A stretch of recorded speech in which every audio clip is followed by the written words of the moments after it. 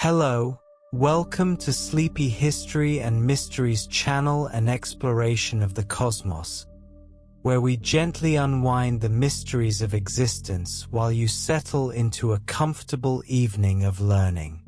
Tonight, we're venturing into one of the most profound and thought-provoking concepts in modern physics: the idea that our universe might not be alone.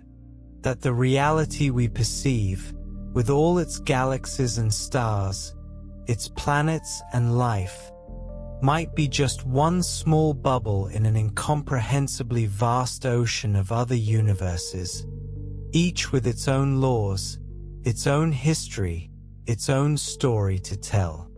This isn't science fiction, though it certainly sounds like it. The concept of multiple universes, often called the multiverse, has emerged from some of the most rigorous mathematical frameworks in theoretical physics. It's an idea that makes some scientists uneasy, that others embrace enthusiastically, and that continues to spark deep philosophical questions about the nature of reality itself. So settle in, take a breath, and let's explore this fascinating frontier of human understanding together, at a pace that allows the ideas to truly sink in. The journey toward multiple universes didn't begin with a single moment of inspiration. Rather, it emerged gradually from different areas of physics, each pointing toward the same strange conclusion through entirely different paths. To understand how we arrived at this remarkable idea, we need to first appreciate what made physicists even consider such an apparently wild possibility in the first place. Our story begins with the development of quantum mechanics in the early 20th century. In the late 1800s, physics seemed nearly complete. Isaac Newton's laws could predict planetary movements with incredible accuracy. James Clerk Maxwell had unified electricity and magnetism. The laws of thermodynamics explained heat and energy. Many physicists believed all that remained was working out details and making more precise measurements. But troubling observations emerged. One involved blackbody radiation, the light emitted by hot objects. Classical physics predicted infinite radiation at very short wavelengths, an absurd result called the ultraviolet catastrophe. In 1900, Max Planck found a formula that worked, but only by proposing that energy came in discrete chunks, or quanta. In 1905, Albert Einstein used this quantum hypothesis to explain the photoelectric effect, proposing that light itself comes in quanta we now call photons. This wave-particle duality became even more puzzling when physicists discovered that electrons could also exhibit wave-like behavior. By the late 1920s, a complete mathematical framework for quantum mechanics was in place. But what did it all mean? The mathematics describes quantum states using a wave function. Before you measure a particle's position, the wave function can be spread out over space. The particle doesn't have a definite position. It's in a superposition of being in many different places at once. When you measure, you always find it at one specific location. The wave function collapses, and all other possibilities vanish. This raised an obvious question. What happens during measurement? How does the particle go from being in many states to being in just one? The most widely accepted answer became known as the Copenhagen interpretation, developed by Niels Bohr and Werner Heisenberg in the 1920s and 30s. Bohr, a Danish physicist, had been instrumental in developing the early quantum theory of the atom. His institute in Copenhagen became the center of quantum physics research, attracting brilliant young physicists from around the world. The Copenhagen interpretation made several key assertions. First, it stated that the wave function doesn't describe an objective reality existing independently of observation. Instead, it represents our knowledge or information about a system. Before measurement, we don't know which state the system is in, so we represent this ignorance with a superposition of possibilities. Measurement updates our knowledge, causing the wave function to collapse to reflect what we've learned. Second, the Copenhagen interpretation drew a fundamental distinction between the quantum world of microscopic systems like atoms and electrons, and the classical world of everyday experience. Quantum mechanics applies to the microscopic realm, but measuring devices, being macroscopic objects made of many atoms, behave classically. When a quantum system interacts with a classical measuring device, the wave function collapses. This collapse is a real physical process, but it only happens at the boundary between quantum and classical realms. Third, Bohr emphasized the principle of complementarity. In quantum mechanics, certain pairs of properties, like position and momentum, or wave-like and particle-like behavior, are complementary. You can measure one or the other, but not both simultaneously with arbitrary precision. This isn't a limitation of measurement technology, but a fundamental feature of reality. The properties you observe depend on the type of measurement you choose to perform. This interpretation worked remarkably well for practical purposes. Physicists could use it to make incredibly accurate predictions.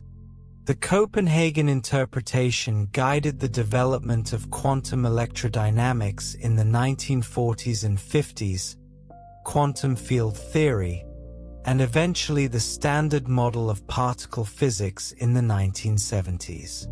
It was taught to generations of physics students and became the default way of thinking about quantum mechanics for most working physicists. But it had troubling aspects that bothered some physicists from the beginning. The most fundamental problem was the division between quantum and classical realms. Measuring devices are made of atoms, which follow quantum mechanics. At what point does a system become large enough to count as classical? Is it 10 atoms? 1 million? 1 billion? The Copenhagen interpretation offered no clear answer to where to draw the line. Moreover, the wave function collapse itself seemed problematic. The Schrödinger equation, which describes how the wave function evolves when you're not measuring it, is deterministic and reversible. Given the wave function at one time, you can calculate exactly what it will be at any other time. But collapse is random and irreversible. Given a superposition, you can't predict which outcome you'll observe in any particular measurement, only the probabilities of different outcomes. Albert Einstein was among the most vocal critics of the Copenhagen interpretation, though his objections were somewhat different from those that would later motivate Everett. Einstein believed that quantum mechanics, while successful, was incomplete. There must be additional variables, he thought, hidden from our view, that determine the outcomes of measurements. His famous quote, that God doesn't play dice with the universe, reflected his belief that nature is fundamentally deterministic.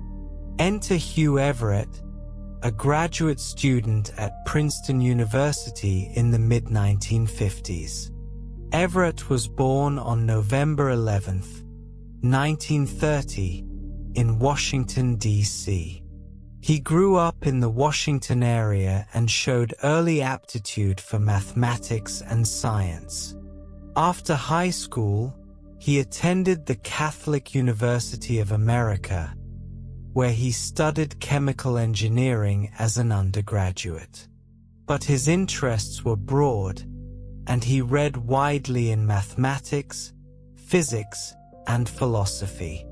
After graduating, Everett worked for a time in the defense sector before deciding to pursue graduate studies in physics at Princeton. He arrived in 1953, joining what was then one of the premier physics departments in the world.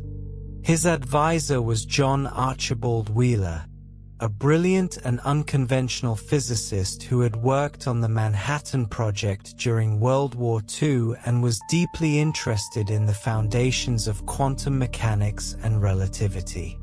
According to later accounts, Everett's breakthrough idea came during a casual conversation one evening in 1954. Everett, his fellow graduate student Charles Meisner, and a visiting physicist named H. Peterson, who was an assistant to Niels Bohr, were discussing quantum mechanics after what Everett later described as a slosh or two of sherry. They were talking about some of the strange implications of quantum theory, playing with what Everett called ridiculous things. During this conversation, Everett had a realization. What if you took the Schrödinger equation absolutely seriously, without adding the collapse postulate? What if the wave function never collapses at all, but just keeps evolving according to the deterministic Schrödinger equation, even during measurements? This sounds simple, but it has profound implications. If the wave function doesn't collapse during measurement, then after a measurement, the combined system of the measured particle and the measuring device exists in a superposition. If you measure whether an electron is spin-up or spin-down, for example, the result is a superposition of two states. One where the electron is spin-up and the detector indicates spin-up, and another where the electron is spin-down and the detector indicates spin-down. But this superposition keeps growing. When the physicist reads the detector, they become part of the superposition too. There's now a state where the electron is spin-up, the detector shows spin-up, and the physicist sees spin-up, superposed with a state where everything shows spin-down. Each version of the physicist only experiences one outcome, not aware of the other branch of the superposition. Everett realized that this naturally solves the measurement problem.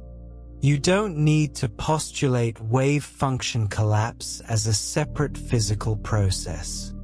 You don't need to draw an arbitrary line between quantum and classical realms.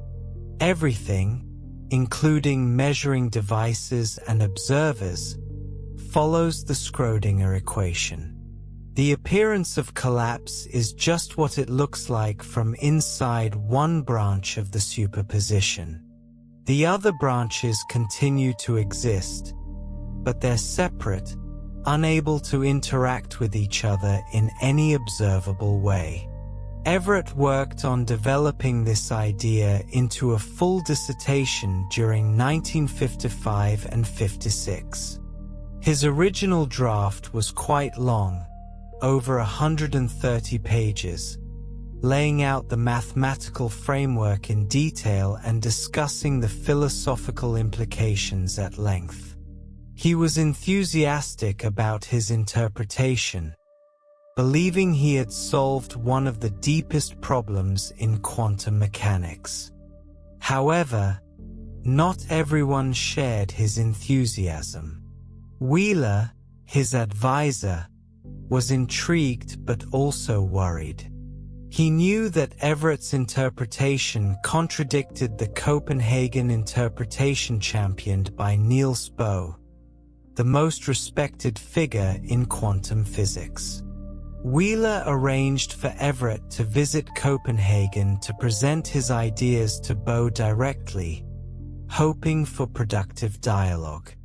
The visit, which took place in March and April of 1959, was a complete disaster. By all accounts, Bohr was uninterested in Everett's approach and dismissed it without serious consideration. The meeting was tense and unproductive. Everett later described the experience as hell, doomed from the beginning. This reception was devastating for Everett. Making matters worse, Wheeler pressured Everett to significantly shorten his dissertation, removing much of the philosophical discussion. The published version of Everett's thesis appeared in Reviews of Modern Physics in 1957, much shorter than the original draft, only about 40 pages. Discouraged by the reception of his work, Everett left academic physics shortly after completing his PhD. He never held another academic position or published another paper on quantum mechanics. Instead, he went into defense research and operations research, where he proved quite successful but struggled with personal demons. He died suddenly of a heart attack in 1982 at age 51. For many years, the many worlds interpretation remained a fringe idea. But in the 1970s, physicist Bryce DeWitt wrote articles explaining and advocating for Everett's interpretation, coining the term many worlds. By the 1980s and 90s, a new generation of physicists began to seriously develop and refine the interpretation. Today, it's considered one of the major interpretations of quantum mechanics, though it remains controversial. This quantum mechanical multiverse represents one type of multiple universes. But a completely different path to the multiverse emerged from cosmology. This path begins with a theory called cosmic inflation. In the 1970s, cosmologists faced several puzzles about the early universe. One was the horizon problem. The cosmic microwave background radiation has almost exactly the same temperature in every direction we look.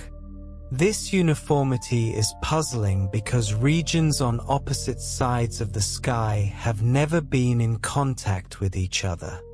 They're too far apart.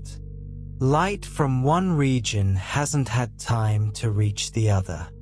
So how did they end up at the same temperature? Another puzzle was the flatness problem. The overall geometry of space can be curved in different ways. Observations showed our universe is remarkably close to being perfectly flat.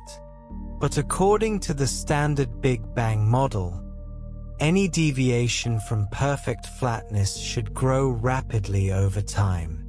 The fact that it's still nearly flat after billions of years suggested the initial conditions must have been tuned to extraordinary precision. In December 1979, Alan Guth, working as a postdoctoral researcher at Stanford, had what he later described as a spectacular realization. Guth was born in New Jersey in 1947. After getting his PhD from MIT in 1972, he held a series of temporary research positions, never quite landing a permanent faculty job despite his abilities. That December evening, Guth was working late, exploring the behavior of quantum fields in the very early universe. He realized that if a field were trapped in a high-energy false vacuum state, it would create exponential expansion. Each moment, space would expand by a certain factor, and that expanded space would expand again the next moment. A tiny region of space could become enormous in an incredibly short time.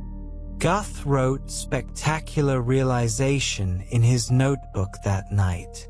This period of exponential expansion, which he called inflation, would have lasted for only about 10 to the power of negative 35 seconds. But during this incredibly brief period, a region smaller than a single proton could have expanded to become larger than the entire observable universe is today. Inflation would solve both the horizon and flatness problems. Distant regions were actually close together before inflation stretched them apart, allowing them to reach the same temperature. Inflation stretches out any initial curvature, making space appear flat. Guth published his model in 1981, but it had a problem with how inflation ended. The solution came from Andrei Linda, a Russian physicist in Moscow. Linda was born in Moscow in 1948 and grew up in the Soviet Union during the Cold War. Despite material constraints and ideological pressures, he benefited from the Soviet Union's strong tradition in theoretical physics. Linda had been working on inflation-like ideas even before Guth's paper appeared. When Guth's paper was published, Linda immediately saw both its importance and its problem. His key insight was that inflation didn't need bubble formation. Instead, a scalar field could slowly roll down a gentle slope in its potential energy. In 1982, Linda published this new inflation model, solving Guth's problem. But Linda didn't stop there. In 1983, he proposed chaotic inflation.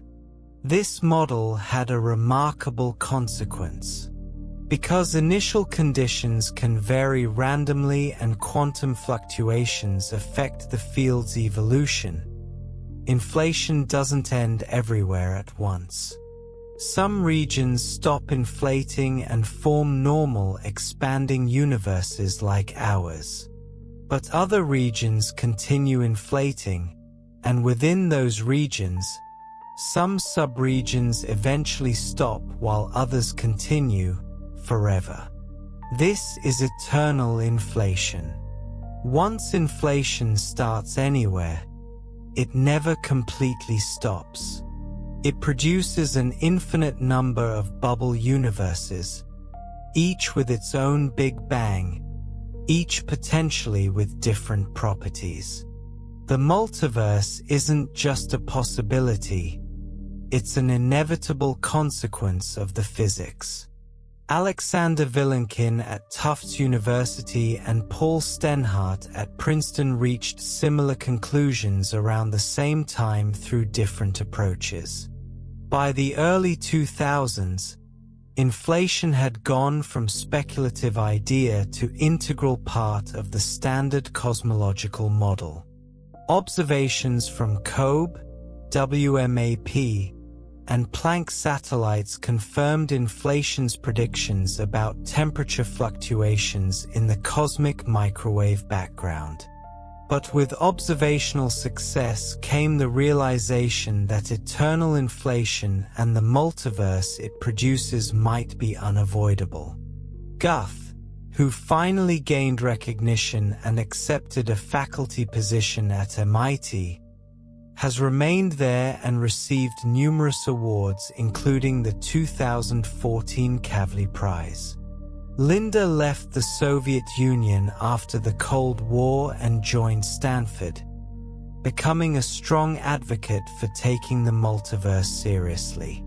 This brings us to another major motivation for considering multiple universes: the fine-tuning problem. When physicists examine fundamental constants of nature like the strength of gravity, the mass of the electron, or the cosmological constant, they find something striking and deeply puzzling. Many appear finely tuned to values that allow for the existence of complex structures like atoms, stars, galaxies, and ultimately life.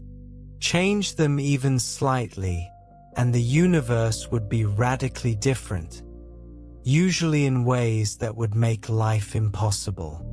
Let's explore some specific examples to understand just how precisely tuned these constants appear to be. Consider the cosmological constant, representing the energy density of empty space itself. This might sound strange, the idea that empty space has energy, but it's a prediction of quantum field theory, one of our most successful physical theories. According to quantum mechanics, what we think of as empty space isn't truly empty. It's filled with quantum fields, and these fields have zero-point energy even in their lowest energy state.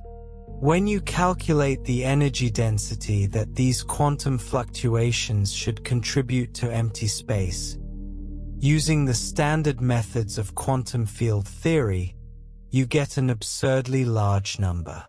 The calculation suggests the cosmological constant should be about 10 to the power of 120 times larger than what we actually observe.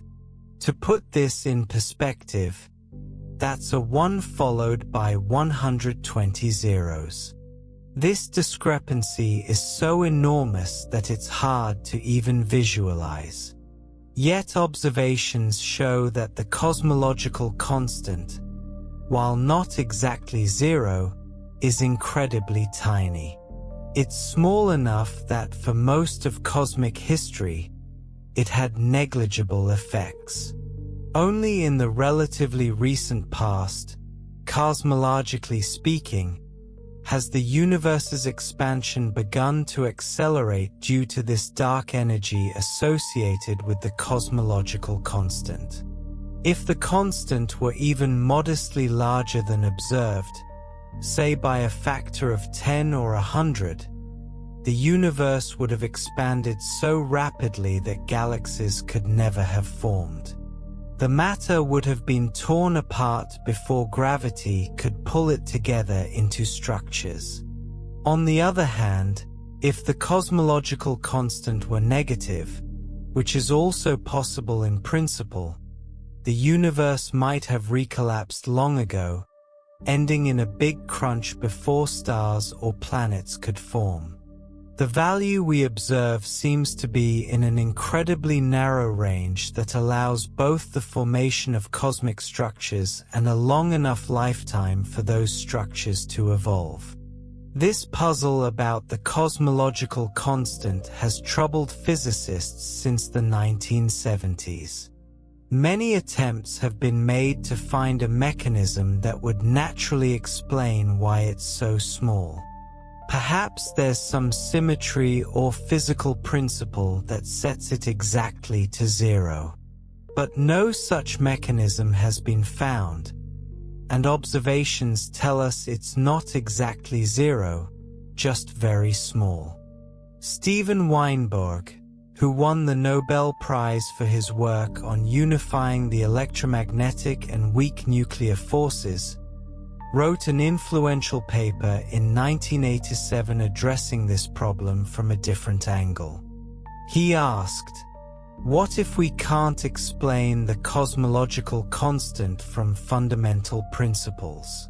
What if instead, there are many universes with different values, and we simply find ourselves in one where it's small enough to allow galaxies and life? Weinberg calculated what range of values for the cosmological constant would be compatible with galaxy formation.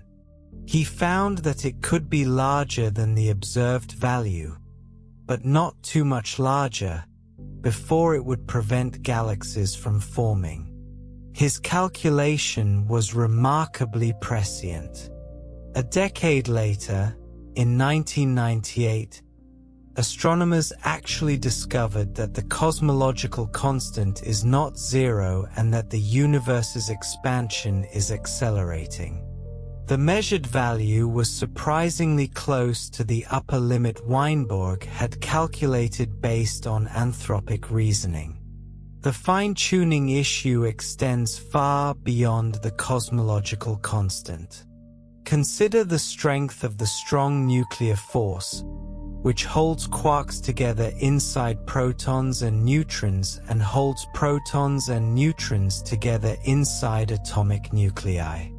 If this force were just a few % stronger, nuclear physics would be dramatically different. In particular, two protons could bind together without neutrons to form stable diprotons. This would fundamentally change how nuclear fusion works in stars. In our universe, stars shine through a complex chain of nuclear reactions. Hydrogen fuses to helium through a multi-step process that involves the weak nuclear force and takes a long time at stellar temperatures. This slow burning is why stars can shine steadily for billions of years, providing stable conditions for planets and life to evolve. But if diprotons were stable, there would be a much faster route to fusion. Stars would burn through their fuel much more quickly, living only millions of years instead of billions. Complex life, which took over 3 billion years to evolve on Earth, would never have time to develop.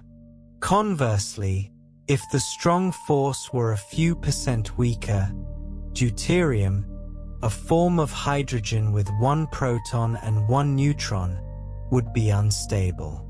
Deuterium is the first step in the fusion chain that powers stars. If it couldn't form, the fusion process couldn't get started. Stars might not be able to sustain fusion at all, or at best would shine very differently. Either way, the chemistry we rely on, based on the elements forged in stars and supernovae, wouldn't exist. Then there's the fine structure constant, a dimensionless number approximately equal to 1 divided by 137. This constant characterizes the strength of the electromagnetic force. If this value were significantly different, atomic physics would change in fundamental ways. Make it too large, and atoms might not be stable. Electrons would be pulled into the nucleus, destroying atoms as we know them. Make it too small, and atoms would be so weakly bound that the temperatures and energies present in many environments would easily break them apart. Complex chemistry would be impossible. The mass of the electron, relative to the mass of protons and quarks, also appears finely tuned. Electrons are much lighter than protons, about 1,800 times lighter. If electrons were much heavier, atoms would be tiny, with electrons orbiting very close to the nucleus. chemistry would be completely different because the way atoms bond depends on the size and behavior of electron clouds. If electrons were much lighter, atoms would be huge, and they might not form solid matter the way we know it. The specific ratio we observe seems to allow for the rich chemistry that underlies biology. Gravity might seem like a weak force compared to the others. It takes the entire Earth to hold you to its surface, while a small magnet can overcome that gravity to lift a paper clip. But gravity's relative weakness compared to the electromagnetic force appears to be crucial for the existence of stars and planets as we know them. If gravity were much stronger relative to other forces, stars would form from much less mass and would burn much hotter and faster. A star the mass of our Sun might only last a few million years instead of 10 billion. There wouldn't be time for planets to form and cool, much less for life to evolve. If gravity were much weaker, on the other hand, stars might not be able to ignite fusion at all. You'd need enormous amounts of matter to compress things enough for fusion to start. Planets would be negligible compared to stellar masses. The universe would be a very different place, probably empty of the complexity we see around us. Some physicists have catalogued dozens of these apparent fine-tunings. Martin Rees, the British Astronomer Royal, wrote a book titled Just 6 Numbers identifying what he considered the 6 most crucial dimensionless constants that seem to be balanced in remarkably narrow ranges to allow for a universe like ours.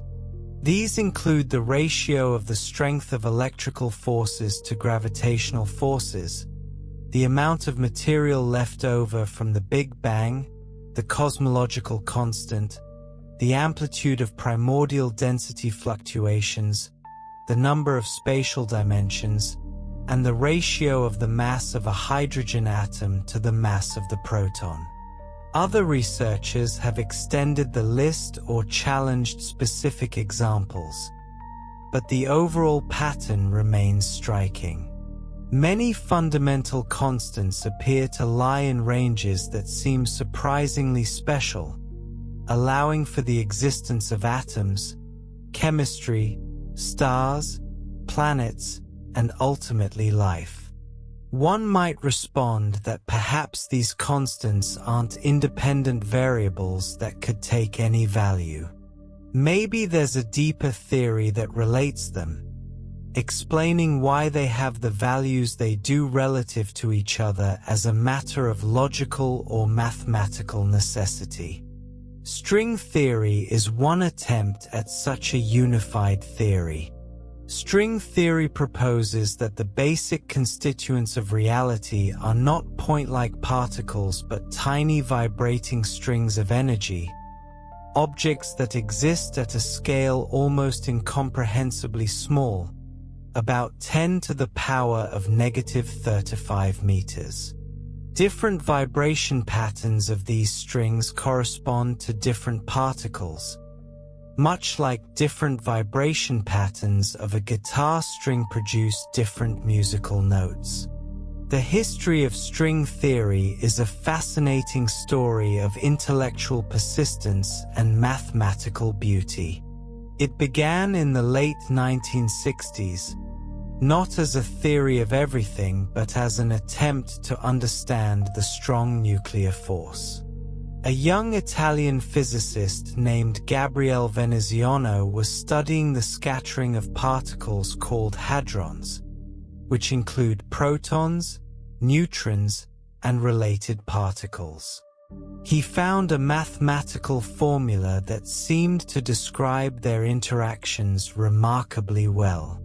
Veneziano's formula had interesting mathematical properties, but its physical meaning was unclear. In 1970, Leonard Susskind at Stanford, Holger Nielsen in Denmark, and Yoichiro Nambu in Japan independently realized that Veneziano's formula could be derived if you imagine that hadrons aren't point particles but tiny vibrating strings. Different vibration modes would correspond to different types of hadrons. This was exciting initially, but as a theory of the strong force, string theory soon faced challenges. Quantum chromodynamics, a different approach based on quarks and gluons, proved more successful at explaining the strong force in detail. By the mid-1970s, string theory as a theory of hadrons had largely been abandoned. However, a few physicists noticed something remarkable about string theory. Among the vibrational modes of a string, there was always one mode whose properties matched those of the graviton, the hypothetical particle that would mediate the gravitational force in a quantum theory of gravity. This was unexpected and profound. String theory automatically included gravity, something that had been notoriously difficult to incorporate into quantum frameworks.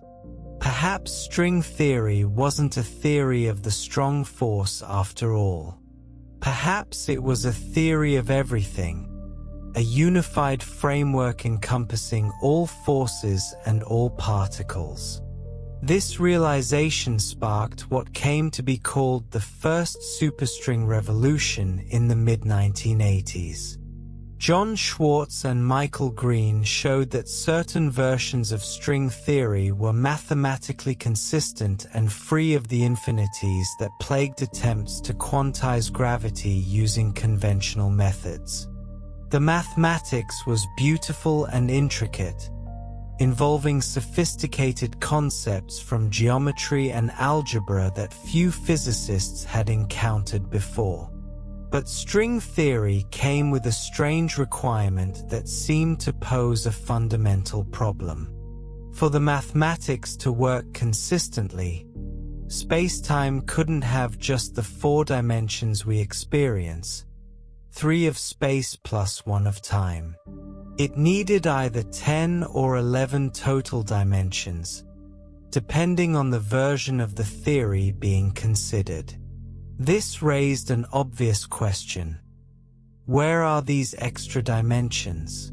The answer, proposed early in string theory's development, is that the extra dimensions are compactified, curled up into tiny geometric shapes at every point in space. Think of a garden hose viewed from far away. It looks like a one-dimensional line, a simple curve in space. But if you could zoom in close enough, you'd see that it's actually a tube, a two-dimensional surface wrapped into a cylindrical shape. The second dimension, the circumference of the hose, exists but is small and curled up. Similarly, string theory's extra dimensions might be curled up so small, at the Planck scale of about 10 to the power of -35 meters, that they're far beyond our ability to detect them directly with any current or foreseeable technology. The shape and size of these extra dimensions determine the effective laws of physics in the resulting 4-dimensional universe we experience. It's analogous to how the shape of a musical instrument affects what sounds it can make. A violin, a guitar, and a flute can all play the same note, but they sound different because of their different shapes and structures. Similarly, different configurations of the extra dimensions in string theory lead to different particle masses, different force strengths, different numbers and types of particles and forces in the 4-dimensional world we inhabit. This immediately raises a crucial question. Which configuration of extra dimensions describes our universe? In the 1980s and early 90s, physicists hoped there might be a unique solution, a special configuration that would uniquely determine all the low-energy physics we observe. If string theory could predict the values of all the fundamental constants from first principles with no free parameters to adjust, it would be the ultimate achievement in theoretical physics, a true theory of everything that explained why the universe is the way it is as a matter of mathematical necessity. But that's not what happened. Instead, as physicists explored the mathematics of string theory more deeply through the 1990s and into the 2000s, they discovered an ever-growing number of possible configurations. The extra dimensions can be shaped in countless different ways. There are complex geometric objects called Calabi-Yau manifolds, named after two mathematicians, Eugenio Calabi and Xing-Tung Yau, who studied their mathematical properties. These manifolds can serve as the shapes for the compactified dimensions, and mathematicians have identified many different types of Calabi-Yau manifolds, each with its own geometric characteristics. Moreover, there's another crucial ingredient. In string theory, there can be fields permeating the extra dimensions, somewhat analogous to magnetic fields but existing in these higher dimensional spaces. These fields are called fluxes, and they can be configured in different ways, wrapping around different cycles and structures in the geometry. Each different configuration of fluxes leads to different physics in the four-dimensional world we observe. When you combine all the possible shapes for the extra dimensions with all the possible ways to configure fluxes threading through those shapes, and account for other ingredients like brands, extended objects where strings can end, you get an enormous number of possible solutions to string theory. Each solution represents a different possible universe with its own laws of physics. In 2003, a group of physicists including Shamik Kakru, Renata Kalosh, Andre Linde, yes, the same Linde from inflation theory, and Sandeep Trivedi published an influential paper on what came to be called the KKLT mechanism. They showed how to construct stable solutions with different values of the cosmological constant in string theory using these fluxes. Their work opened the floodgates for understanding just how many possible configurations string theory might allow. Following their work, estimates of the number of possible stable configurations, or vacua as physicists call them, ballooned dramatically. The number commonly quoted is 10 to the power of 500, though some estimates are even higher, and the true number might actually be infinite. This vast collection of possibilities is called the string theory landscape, a term popularized and vigorously defended by Leonard Susskind, who had been one of the original pioneers of string theory back in the 1970s. In Susskind's view, the landscape combined with eternal inflation provides a natural explanation for why our universe has its properties. Eternal inflation produces bubble universes, and each bubble might settle into a different configuration from the landscape. The vast majority would be lifeless, but some tiny fraction would have just the right properties for life. This proposal has been extraordinarily controversial. Critics argue that if string theory predicts 10 to the power of 500 different possible universes, it doesn't really predict anything specific. Any measurement could be explained by saying we happen to live in that particular bubble. David Gross, who won the Nobel Prize in 2004, has been particularly vocal, arguing that the landscape represents a failure of string theory's original promise. Despite controversies, the landscape approach has motivated significant research. The string landscape has also led to interesting connections with other areas of physics, including the ADS-CFT correspondence discovered by Juan Maldacena in 1997. The mathematics of string theory has proven remarkably rich, leading to insights in pure mathematics. One of the central challenges in assessing multiverse theories is testability. Science traditionally requires that theories make predictions that can be tested through observation or experiment. But if other universes are beyond our observational reach, how can we test whether they exist? This question has led to intense debate about what makes a theory scientific and whether multiverse proposals cross the line from physics into metaphysics. Proponents offer several important responses. First, and perhaps most critically, we can test the theories that predict the multiverse, even if we can't directly observe other universes. This is a crucial distinction that's sometimes missed in popular discussions. The multiverse isn't proposed as a standalone hypothesis that we then try to test. Rather, it emerges as a consequence of other theories. Theories that we can test and that have already proven successful in explaining observations. Take inflation theory as the primary example. Inflation makes specific, testable predictions about the universe we can observe. It predicts that space should be nearly flat on large scales, meaning the overall geometry of the universe should be close to Euclidean rather than curved like a sphere or a saddle.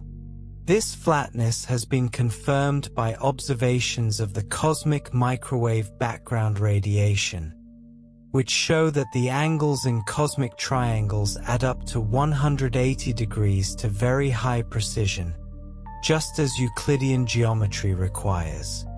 Inflation also predicts that the cosmic microwave background should have tiny temperature variations with a particular pattern. These variations arise from quantum fluctuations in the inflating field, fluctuations that get stretched to enormous scales during inflation and later seed the formation of galaxies and large-scale structure. The predicted pattern has been confirmed in exquisite detail by satellite observations. The story of these observations is itself remarkable.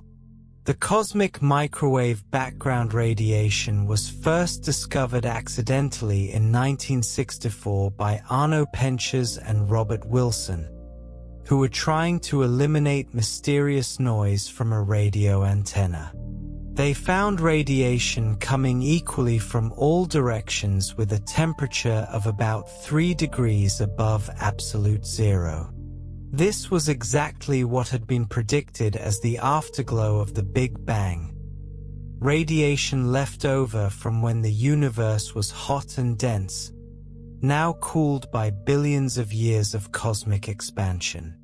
But the really interesting information in the cosmic microwave background isn't its average temperature, which is uniform to within a few parts in 100,000. It's the tiny variations in temperature from one direction to another. These variations encode information about the conditions in the early universe, including whether inflation occurred.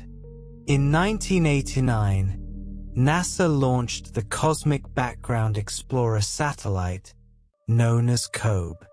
This spacecraft was designed specifically to measure the cosmic microwave background with unprecedented precision. In 1992, the COBE team announced that they had detected the predicted temperature variations.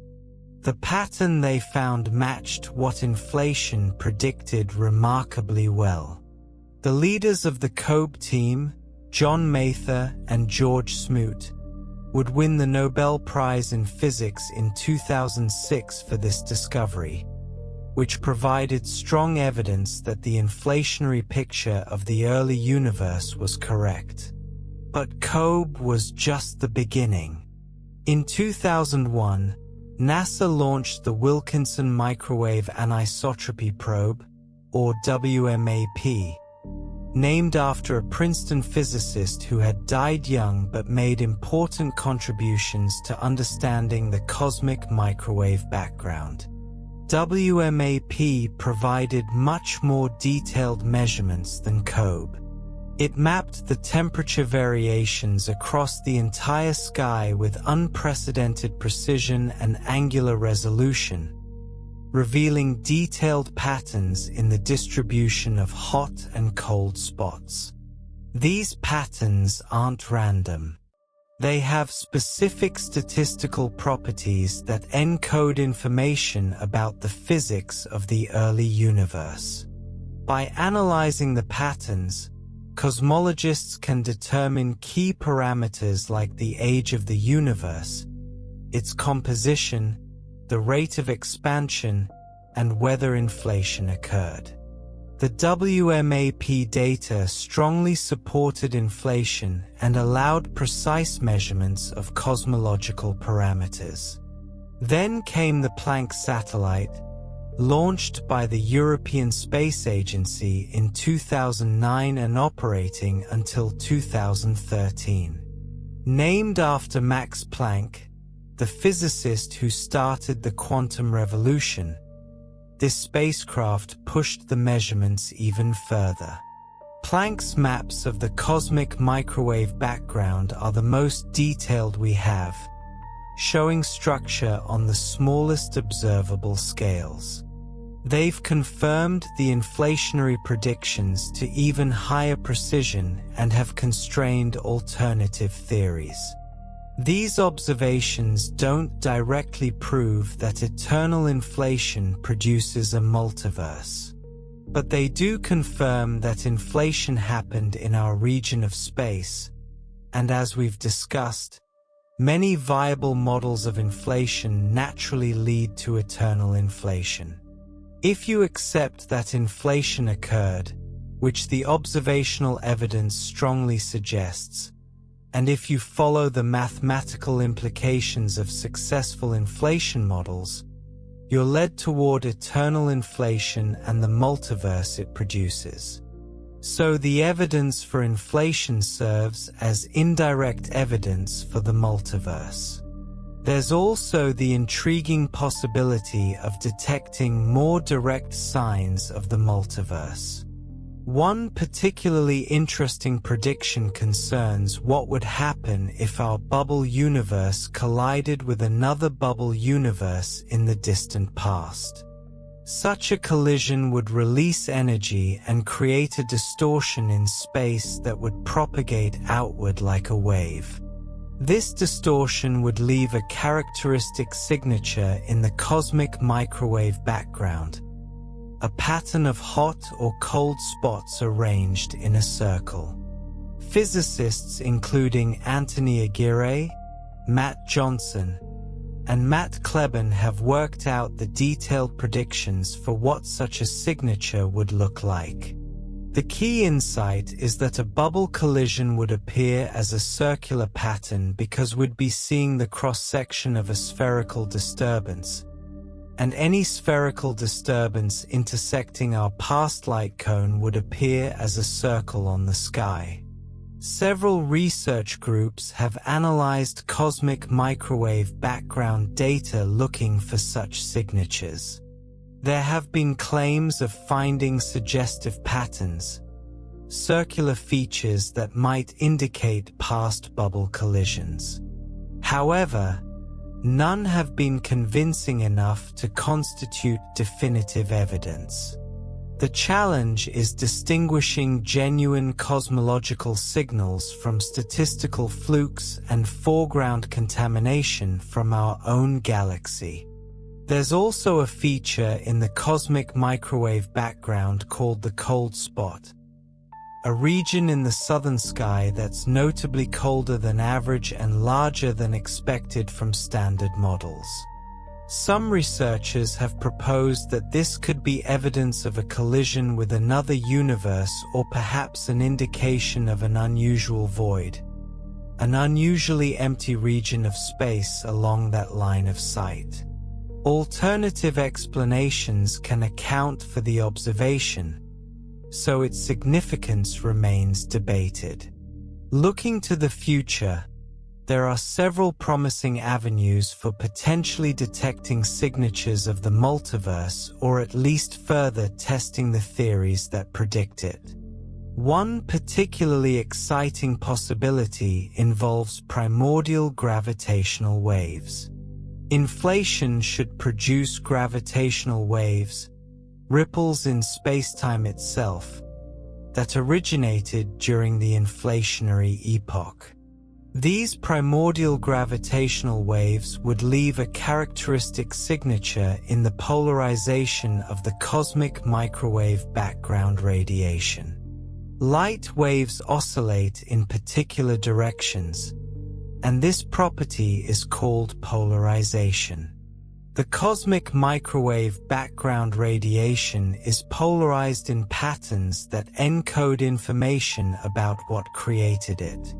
There are two types of polarization patterns called E modes and B modes, named after mathematical properties.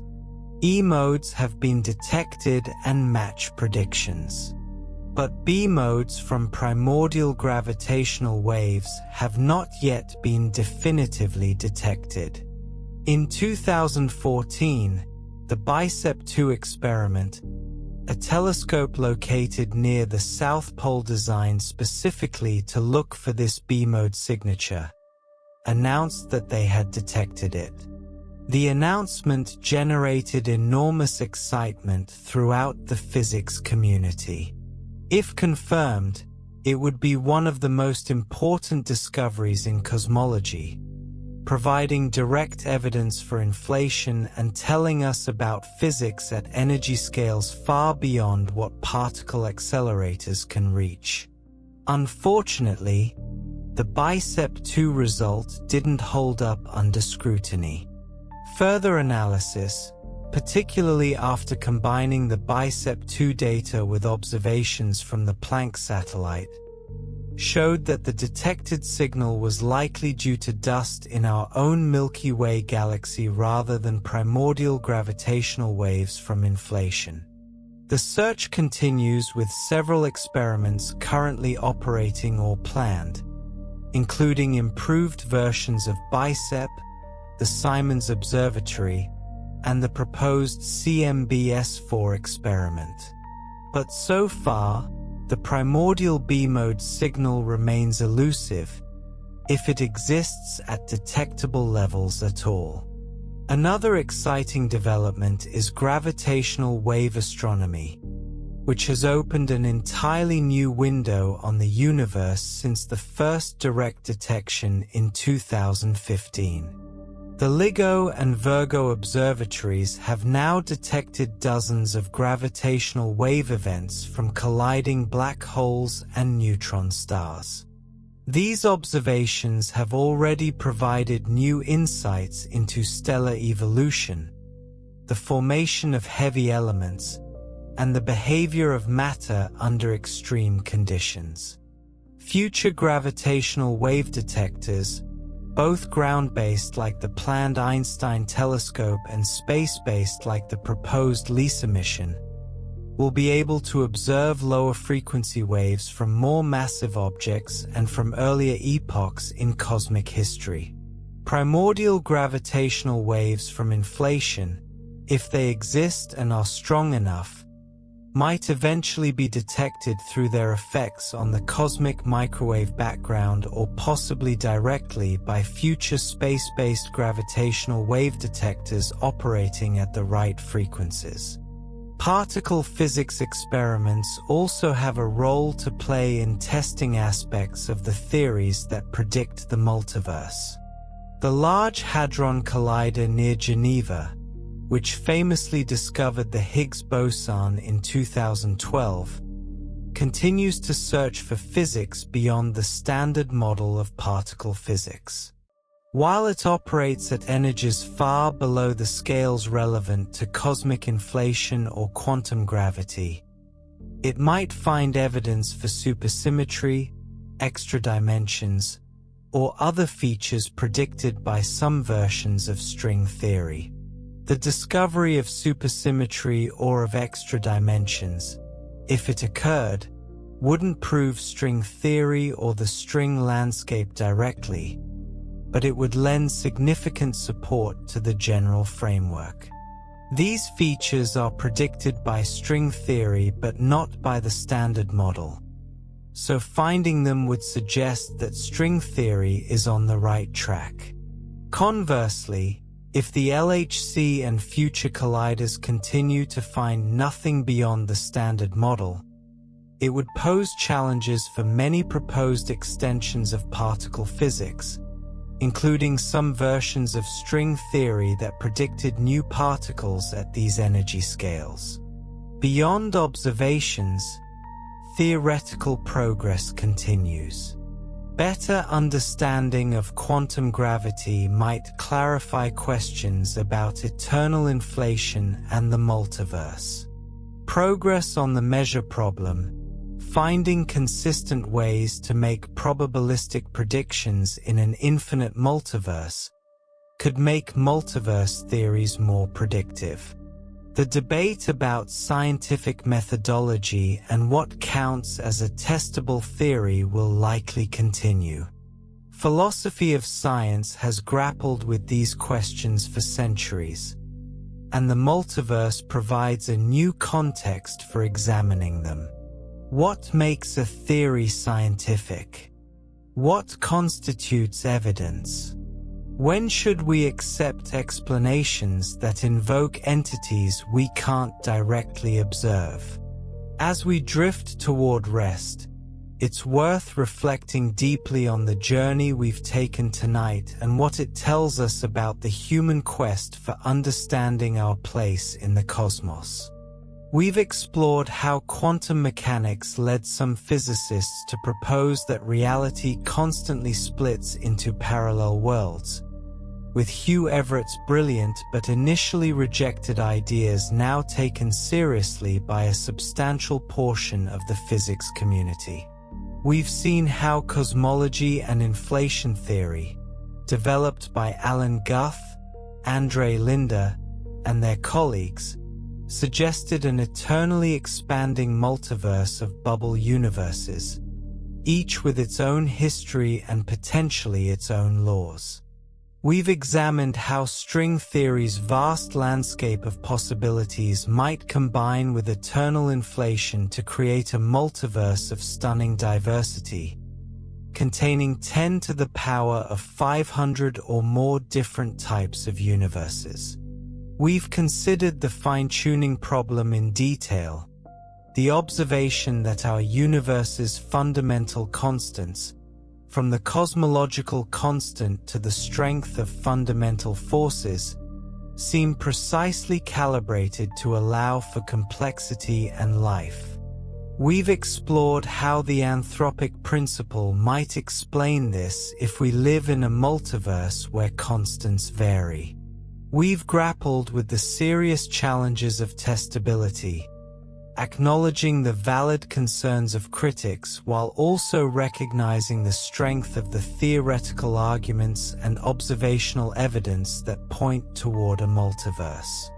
Throughout this exploration, we've encountered not just abstract physics and mathematics but also deeply human stories.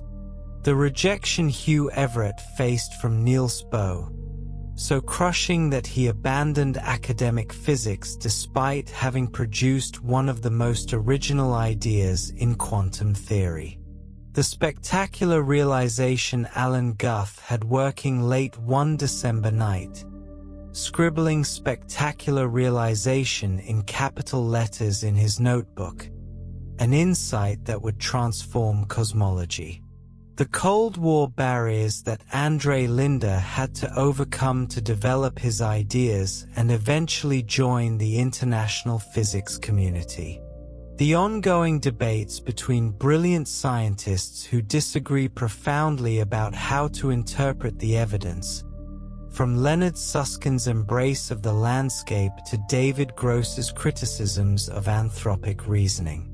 These human elements remind us that science is fundamentally a human endeavor, carried forward by individuals with their own perspectives, biases, ambitions, and insights.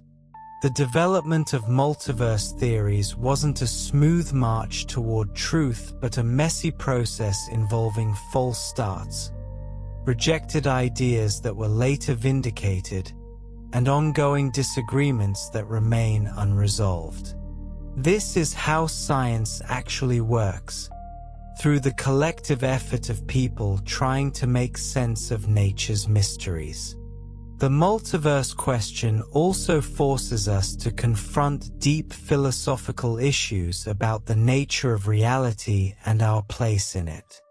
If there are truly infinitely many universes, does that change how we should think about existence, about meaning, about what matters in life? These aren't just abstract philosophical questions. They touch on how we understand ourselves and our significance.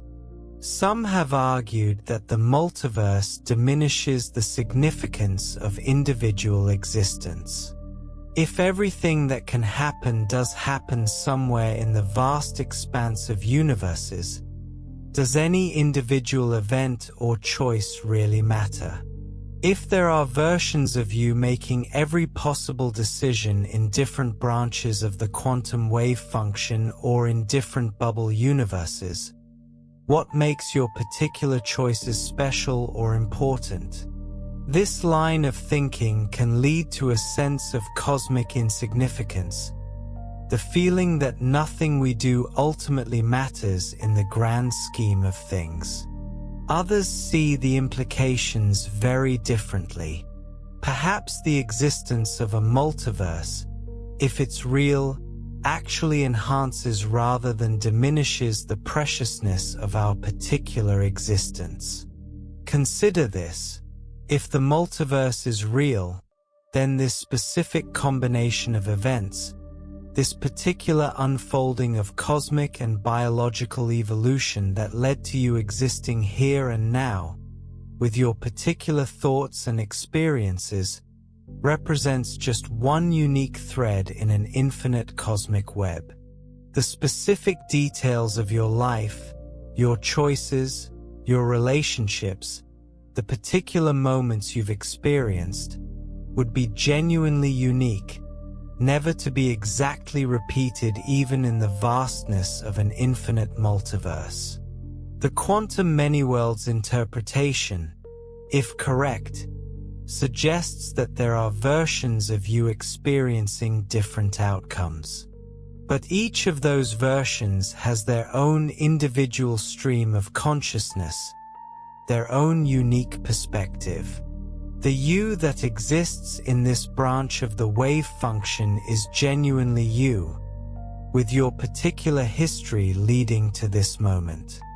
The existence of other branches doesn't diminish the reality or importance of your experience here. Moreover, from a practical and ethical standpoint, the multiverse doesn't change the fundamental structure of moral reality. Even if other versions of you exist elsewhere, you only experience one world, one timeline, one set of consequences from your choices. The version of you in this universe, the one experiencing this moment right now, only has access to this reality. You can't observe or interact with other branches or other bubble universes. Whether or not other versions exist elsewhere, your actions here have real consequences for the people and world you interact with. The multiverse doesn't provide an escape from responsibility or consequence. You still have to live your one life, make your choices, and deal with their outcomes. The multiverse also raises profound questions about consciousness and identity that philosophers have debated for centuries in other contexts. If the many worlds interpretation is correct, and you're constantly splitting into multiple versions with each quantum event, what does that mean for the continuity of consciousness? When a measurement occurs and the universe branches, each resulting version of you has memories of being the pre-measurement you. Each has a continuous stream of experience connecting them to the past. But now there are two or more of them, each with their own separate future. Are all those future versions equally you? Is there something special about the particular branch you find yourself in? These questions connect to ancient philosophical puzzles about personal identity and what makes you the same person over time. From a theological perspective, different religious traditions might interpret the multiverse in vastly different ways. Some might see it as incompatible with certain religious beliefs about creation or humanity's special place in the cosmos. The idea that our universe is just one bubble among infinitely many, with no special status, might seem to undermine traditional narratives about divine purpose or human significance. Others might embrace the multiverse as evidence of divine abundance and creativity, a cosmos even more magnificent and generous than previously imagined. If God is truly infinite and unbounded, perhaps creating an infinite multiverse with unlimited diversity is exactly what one might expect. Some theologians have suggested that the multiverse actually fits well with religious ideas about the fullness of being and the principle that if something can exist, perhaps it should exist. These theological interpretations are, of course, beyond the scope of physics. Science can potentially tell us whether the multiverse exists, but not what its existence means for questions of ultimate purpose or meaning. Those remain in the domain of philosophy and religion, areas where different people will reach different conclusions based on their worldviews and values. It's also worth reflecting on what the multiverse story tells us about the progress of science itself and the evolving nature of our cosmic perspective. Over the past few centuries, our understanding of the cosmos has repeatedly expanded in ways that initially seemed absurd or impossible. In the 1600s, the idea that Earth orbits the Sun rather than vice versa was considered ridiculous by most people, contradicting both common sense and religious authority. Yet observations eventually made it undeniable. In the early 20th century, astronomers debated whether the fuzzy spiral nebulae visible in telescopes were small clouds of gas within our Milky Way or were separate galaxies of stars far beyond it. In 1924, Edwin Hubble's observations settled the question. They were indeed other galaxies, revealing that the Milky Way was just one of countless galaxies scattered across vast space. The known universe expanded by orders of magnitude in a single decade. Each expansion of our cosmic perspective has been humbling in a particular way, progressively removing humanity from any special central position. Earth isn't the center of the solar system. The solar system isn't the center of the galaxy. Our galaxy isn't the center of anything, just one of hundreds of billions spread across observable space. And now, the multiverse would be the ultimate extension of this Copernican principle. Not only is our planet, our star, and our galaxy not special, but even our entire observable universe, with all its hundreds of billions of galaxies, might be just one bubble among infinitely many, occupying no privileged position whatsoever in the greater scheme of reality.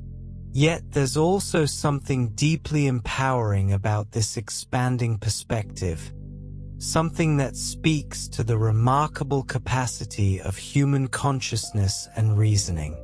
Each time we've discovered that reality is vastly larger than we thought, we've managed to adapt, to incorporate the new knowledge into our understanding, and to push our inquiries even further. From a species that thought the Earth was flat and the sky a dome, we've progressed to seriously contemplating the existence of an infinite multiverse with varying laws of physics. That intellectual journey is itself extraordinary. The mathematics and physics that allow us to even formulate and explore multiverse theories are themselves cause for wonder.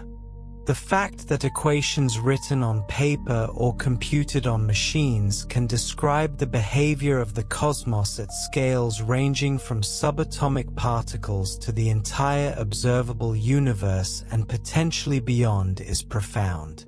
Why should the universe be mathematically comprehensible to us at all? Eugene Wigner, a Nobel Prize-winning physicist, wrote about what he called the unreasonable effectiveness of mathematics in describing the physical world. Mathematics is a human invention, created by our minds, yet it captures patterns in nature with uncanny precision. String theory and other attempts at fundamental physics rely on increasingly abstract and sophisticated mathematical structures that were often developed for purely theoretical reasons with no thought of physical application. Yet these abstract mathematical objects turn out to describe physical reality, or at least to provide frameworks for exploring it. This suggests a deep, mysterious connection between the abstract realm of mathematical structures and the physical reality we inhabit, a connection we don't fully understand. This observation motivates Max Tegmark's mathematical multiverse proposal, the most speculative level in his hierarchy of multiverse. If mathematical existence and physical existence are somehow the same thing, if every mathematically consistent structure exists physically somewhere in the ultimate multiverse, then we shouldn't be surprised that our universe obeys mathematical laws. It would simply be the particular mathematical structure we happen to inhabit out of all possible mathematical structures. These deep questions about mathematics, reality, and existence circle back to ancient philosophical puzzles that humans have contemplated for millennia. Why is there something rather than nothing? Why does reality have the particular character it does? What is the relationship between abstract mathematical truth and concrete physical existence? The multiverse provides one possible framework for addressing these questions, but it also raises new versions of them. If the multiverse exists, why does it exist? Why does it have the structure it does rather than some other structure? As research continues into the coming decades, we may gain more clarity on multiverse questions. It's possible that future theoretical or observational breakthroughs will definitively confirm aspects of the multiverse or reveal that we've been thinking about these questions in the wrong way. New mathematical insights might show that string theory's landscape is much more constrained than currently believed, or that eternal inflation doesn't actually lead to a multiverse after all. New observations might find signatures of bubble collisions or detect primordial gravitational waves that tell us about the energy scale of inflation. It's also possible that the multiverse question will remain in an ambiguous state, with strong theoretical arguments but no definitive proof one way or the other.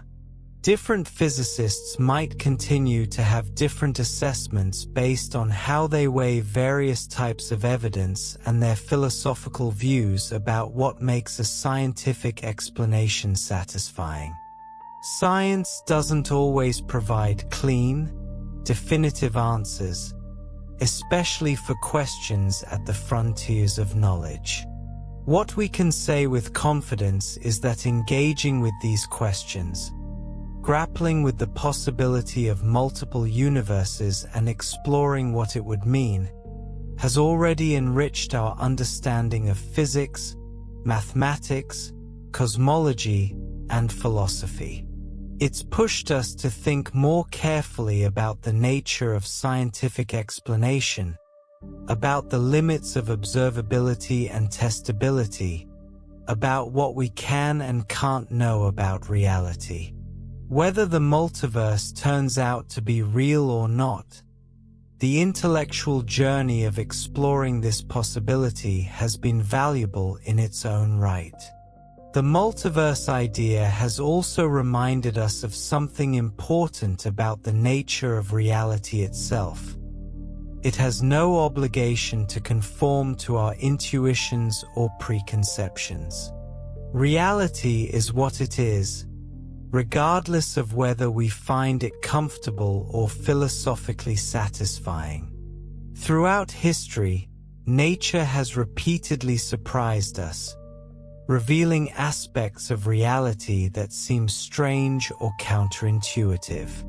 Quantum mechanics, relativity, the expanding universe, dark matter, and dark energy. All these discoveries challenged our common sense notions about how things work. The multiverse would simply be the latest in this series of conceptual revolutions, asking us once again to expand our minds to encompass possibilities we hadn't imagined. Perhaps the most fundamental lesson from the multiverse story is one of intellectual humility coupled with ambition. Humility, because it reminds us how much we still don't know and can't know about the deep nature of existence. The smartest physicists in the world can't agree on whether other universes exist, what it would mean if they do, or how we could ever find out for certain. We're forced to confront the limits of human knowledge while still at the frontier of scientific understanding. At the same time, there's intellectual ambition in the very act of asking these questions and developing sophisticated frameworks for thinking about them. We're not content to simply accept the universe as we observe it without asking why it is this way. We push our theories and observations to their logical conclusions, even when those conclusions seem to exceed what we can directly verify. We follow the mathematics wherever it leads, even to strange and counterintuitive places. This combination of humility about our limitations and ambition to understand as much as possible is what drives science forward. So as you settle into sleep tonight, Perhaps you'll dream of parallel worlds where different versions of yourself made different choices, living out alternative histories in separate branches of reality. Or perhaps you'll dream of distant bubbles of space-time with their own stars and galaxies, their own laws of physics, forever beyond our reach but nonetheless real. Or perhaps you'll imagine mathematical structures more exotic and beautiful than anything we can fully comprehend, existing in some abstract Platonic realm that's somehow also physically real. These dreams, like the scientific theories they're inspired by, remind us that reality might be far stranger, more vast, and more wonderful than our everyday experience suggests. They remind us that the universe, or multiverse if it exists, owes us no special consideration, no guarantee that it will make intuitive sense or fit our preconceptions. It simply is what it is, and our task is to observe carefully, reason clearly, and gradually build up the best understanding we can of this remarkable existence we find ourselves part of. The multiverse story is ultimately a chapter in humanity's long journey of trying to understand where we are, what we're part of, and what it all means. It's a journey that began when our ancestors first looked up at the night sky and wondered about the lights they saw there. It's a journey that has taken us from believing Earth was the center of everything to understanding we're on a planet orbiting an ordinary star in an ordinary galaxy in a vast universe. And now perhaps we're taking the next step, contemplating that even this vast universe might be just one bubble in something incomparably larger. Whether this next step is real or whether future discoveries will lead us in a different direction remains to be seen. But the journey itself, the collective human effort to push back the boundaries of ignorance and understand more deeply the nature of reality, continues. And with that thought, we'll bring tonight's exploration to a close. The mysteries of the multiverse will still be here tomorrow, waiting for new insights and new discoveries. For now, rest easy knowing that whether there's one universe or infinitely many, the fact that we can even ask these questions is itself a kind of miracle, a gift of consciousness and curiosity that allows us to peek behind the cosmic curtain and glimpse, however dimly, the deeper structures of reality. If you enjoyed this journey through the multiverse, consider subscribing for more calm explorations of science and the cosmos. There's always more to learn, more mysteries to ponder, more frontiers to explore. And we'll continue taking these journeys together, at a pace that lets the wonder sink in, that allows complex ideas to become clear, that turns learning into a peaceful, restful experience. Sleep well, dream of infinite possibilities, and we'll see you next time for another adventure in understanding this strange and beautiful reality we call home.